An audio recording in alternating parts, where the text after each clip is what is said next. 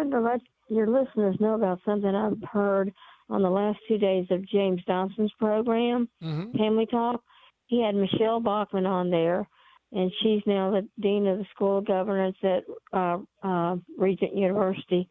Anyway, she was talking about Joe Biden leading the charge to put all the nations of the world under the World Health Organization regarding our health care and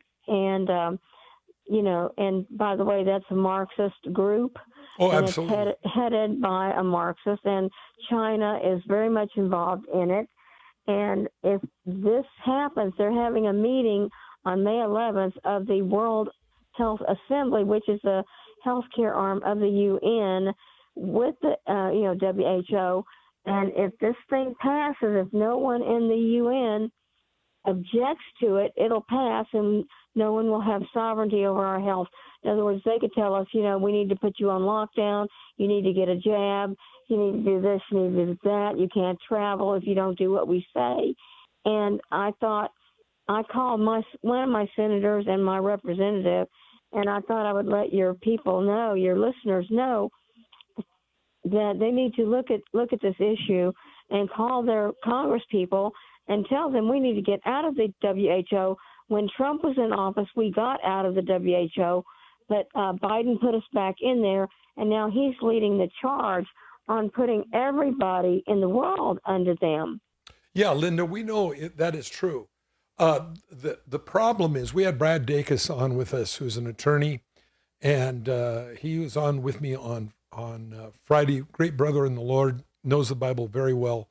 And he said the problem with him doing that, if he tries to do that solo without going through the House of Representatives and without going through the Senate, it wouldn't stand. That's the good news. But when you stop to realize how much our government is teetering, if it wasn't for the Trump Supreme Court right now, we would be Marxists, full on. There would be nothing to stop it. Your guns would be confiscated, or civil war, of course. That's the only other alternative that we have. But we realize that we are right. I believe, as Jesus said, when you begin to see these things, look up, your redemption draws nigh. When we're seeing the whole world clamoring for a one world order, and then eventually, of course, someone to rule over this, I believe we're here. John, your thoughts? I would agree with you. And it is interesting, Mike, that those who contribute to the WHO, some of the highest contributors, one, the United States of America, secondly, the Bill Gates Foundation, and thirdly, China.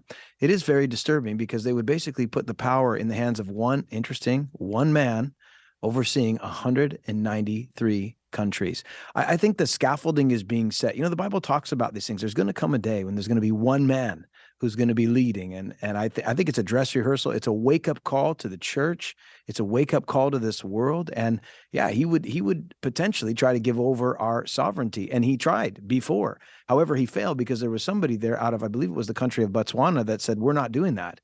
And they spoke up, and it was tabled until this next year. Interesting that we're still under emergency powers. Did you know that? We're still under emergency powers in the United States until May. How interesting. Why May? Well, because May 11th, they're having this meeting in Geneva.